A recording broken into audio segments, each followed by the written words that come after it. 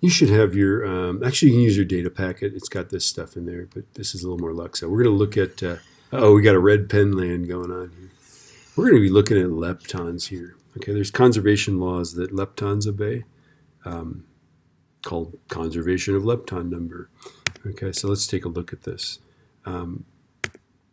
Lepton number is conserved too, but there's 3 different lepton numbers, and all 3 of them are conserved. Okay, so the electron lepton number and notice that the electron and its neutrino, right? So all these leptons have their own neutrino, right? And a neutrino is basically, neutrino is Italian for little neutral object or neutral particle.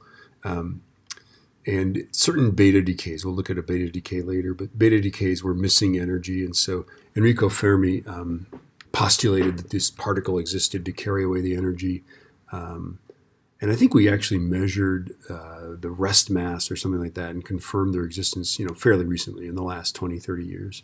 But and we knew that they existed before that, right? Anyway, so there's an electron and its neutrino, the muon and its neutrino, the tau and its neutrino. And a muon is just a fat electron, and a tau is just a really fat electron, okay? Yeah, okay. And then this is the reference that you have in your packet, right, is that they've got the charge. All of these have a charge of -1, right? And then the neutrinos are neutral. They have no charge. And then all leptons have a lepton number of 1. Antileptons have a lepton number of -1. And this is what's in your data packet. So let's use that to figure out these reactions, okay? Neutrinos, yeah, we do believe they have mass, right? So let's look at this, okay? Let's look at the charge. So this is -1. This is -1. This is 0. This is 0. Neutrinos have 0 charge. So charge is great. -1 equals -1, right? Mass energy. This is a decay, so mass energy is online, baby. We gotta obey that, right? So a tau is, well, 1,777 million electron volts, right? Okay, and it's decaying into pions. Well, it can make 10 of these, right? So this is good. We got this. The neutrinos, by the way, have just some variable amount of energy, okay? So they can have any energy they want. So mass energy is all good. We have 170, right? And then we're just kicking around with 139.6 plus 135. And this is just to create the matter part of it. These could be carrying tremendous kinetic energy. So you can't go this minus this minus this and say, well, the neutrino has all that, right? Right? So we've got kinetic energy on this side. So we're all good. We're all good. We can't have rest mass on this side that's bigger than this, okay? So let's look at our L tau, right? The tau number, okay? The tau lepton number. Well, a tau minus, the actual particle has a number of 1, right? These are mesons, so they're not leptons, so they don't play this game. So they're 0 and 0, right? And then we've got a tau neutrino, and it's +1, right? So typically when you see these leptonic decays, okay, or tauonic and muonic or whatever, on the other side you're going to find its neutrino, okay? If you don't see its neutrino or its antineutrino, if it's an anti-lepton, then something's wrong. The decay isn't going to happen, okay? And we'll try to, we'll fool you, right, into things like that. So it does have enough mass, right? Can a muon decay into mesons? Indeed, let's look. A muon is 105, and the lightest meson is 135, so no. Okay, it violates mass energy. It can't decay, right? Could a tau decay into let's look at mesons. Well, yes, we figured out this could occur, right? So yes.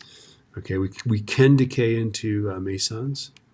Okay, here's how we know, because we have enough energy, right? We have mass energy. We have enough energy here to do that, right? Tau cannot decay into a baryon, and that's because there's 0 baryon number over here. If you have a baryon there, you'd have a plus and a minus. And the only way to do that would be to create a proton and an antiproton, and this is less mass than that, right? Remember, an antiproton is 938, right? Times 2 is bigger than this, so it can't decay into a baryon. There's no baryonic, but there is hadronic decay. You'll see when the tau decays into, it can decay into a lot of pions, okay? Okay, so now this is even more subtle. We got to figure out what is the missing decay product. So charge, we got -1, 0, -1. So we know that whatever this is has no charge, right? Because charge is already balanced. Okay, so it's whatever it is doesn't have charge. Mass energy, well, gee, you know, there's not. This is 0.511 MeV. This is question mark, 177. We could make a really big particle. Whatever that is could be big, right? Okay, so let's look at the tau number. This is +1. A tau is a +1, right? Leptons are, an electron is 0 taus. And so let's see, this is going to be 0 tau number. Let's look at the electron number, right? The electron number, we got to create a new thing here, right? Okay, the electron number, a tau does not have an electron number, right? A tau neutrino has 0 electron number, right? An electron is +1. That makes this thing has to have a -1, yeah? Okay, so let's think about this. It doesn't have any charge, and it's got an electron-lepton number of -1. What is it? Well, it's got to be this guy, right? An electron neutrino has an electron, whoops, sorry. Oh yeah, it's a -1. It's got a lepton number of -1, right?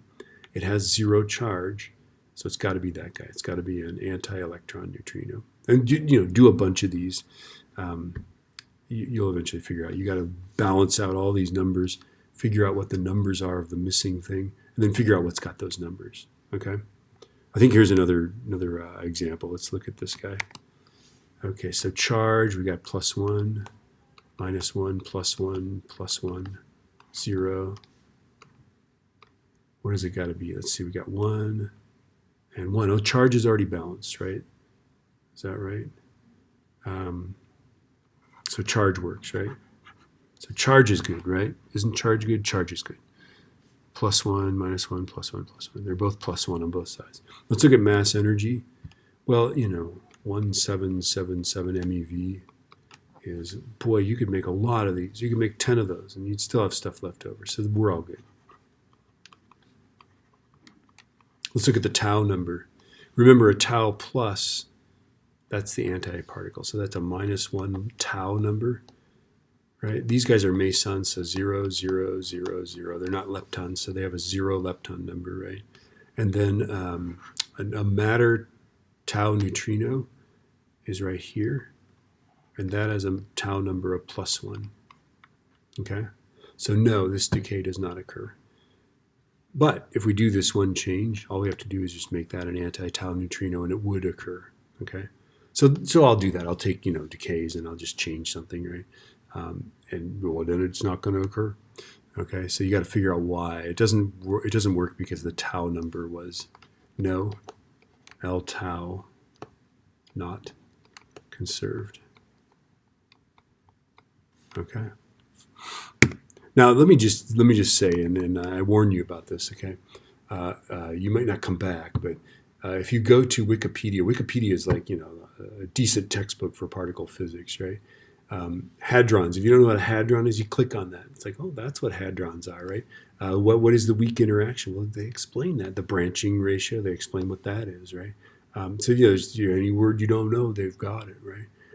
This is a Fineman diagram for the decay of a tau particle, right? And it'll decay.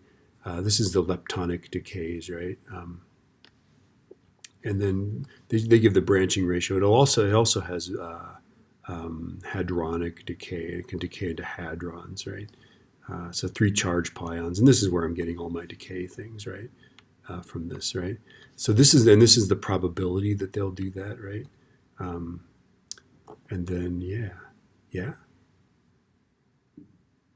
All right. Now let's look at the beta decay. We're going to look at this later. We'll look at radioactive decay. But basically, a radioactive decay is that this nucleus transmutes. Okay.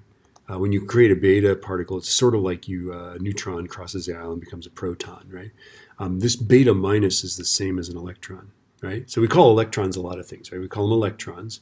We call them cathode rays. We call them beta particles. They're all the same thing, okay? This is an electron. This has an electron lepton number of +1.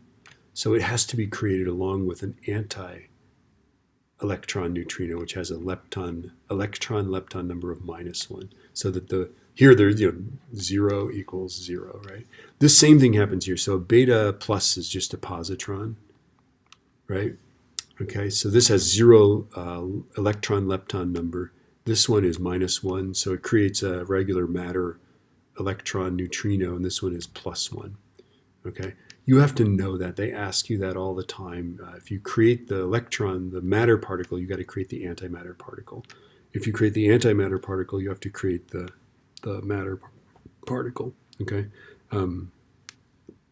Anyway, it's just we'll look at that. These are the Fineman diagrams for those decays, right? So here is a proton sort of turning into a neutron, right? Notice that the antimatter particle is going backwards in time. That's just the way we draw Fineman diagrams. Okay, so there it is, and then it creates an antimatter electron, matter electron neutrino.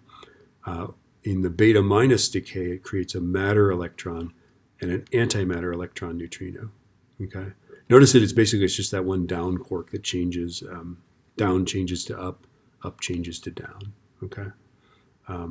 Yeah. Check out these decays. Okay.